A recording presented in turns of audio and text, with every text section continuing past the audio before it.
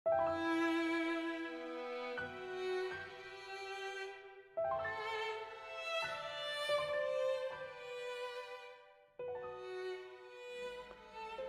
duke qëndruar aty, erdhi një makinë e OSB-s, në të cilin ishin disa persona, ndërta edhe një austriak i moshës 50 vjeçare, të cilin e quanin Franz.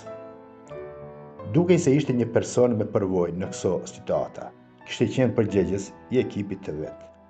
Fliste në gjuhën gjermane me shukriun dhe me disa ushtar aty afër.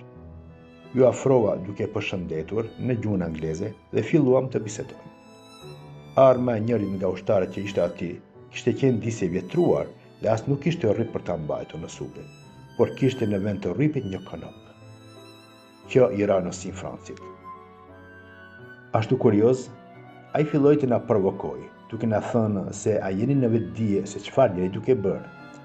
A e dini se çfarë armatimi të sofistikuar posedon ushtria dhe policia e shtetit, dhe se sa armatim kanë sjellë nga shtetet slave.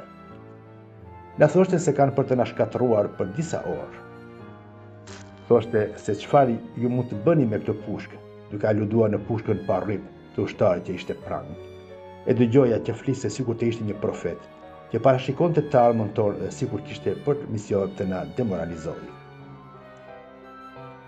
Ai fliste me fjalët e atyre që çdo kryengritje e armatosur do t'ia prishte planet që i kishin thurrur me shekuj kundër popullit tonë të pafajshëm dhe padrejtësisht të ndarë në 5 shtete të ndryshme slavo-ortodokse.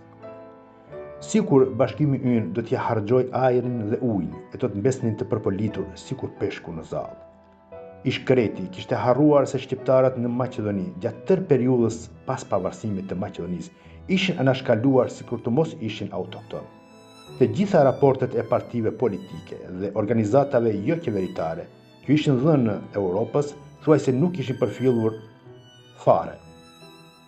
Luftimet që kishte filluar ÇK-ja, që në fillim të vitit ishin cilësuar si terroriste dhe kontrabandiste. Flisin me informata të kopjuara besnikërisht nga raportet shtetërore dhe mediat anti-shqiptare dhe nuk e kuptonin se kjo ishte një kryengritje për liri dhe dinjitet. Duke i pasur parasysh këto gjëra, nuk ishte shumë e çuditshme që fliste ashtu. I shkreti harronte se ne nuk i kishim kapur ato armë rastësisht, por ky vendim ynë ishte me dije të plot dhe këmbëngulës. Ndërkohë, më tha se pse nuk po e largoni popullatën civile, sikur kishte informacione se do të ndodhin gjëra të tmerrshme.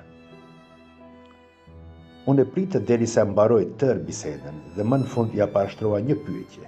I thash: "A e njihni mirë gjeografinë?" Ai habitur më tha se po, por pse po më pyet për këtë? I thash: "Pasi që po e dishit mirë gjeografinë, a e dini se si quhet ky fshat?" Ma ktheu: "Natyrisht që ky është fshati Slupçar." "Mirë, pa e keni njohur se mos e rastësisht është edhe një fshat tjetër si ky dhe të quhet Slupçar, diku në Evropë apo Gjetiu?" Ai tha: "Jo, nuk ka një të tillë." Atëherë i thash: "E pasi që nuk pas kemi një fshat tjetër në rezervë, ku do të shkojnë fëmijët tanë nëse i braktisin shtëpitë të tyre dhe trojet ku kanë jetuar së gjysht e tyre me mijëra vite?" Ashtu i habitur po më shikonte. Dhe me njëherë ndërroi retorikën, duke shprehur keqardhje për atë që do të ndodhë. Duke u larguar, më tha: "Të mjerët ju çfarë ka për t'ju gjetur?" I thash: "Mos u mërzit, se asgjë s'ka për të na gjetur, dhe shumë shpejt kemi me u taku sërish këtu në këtë vend."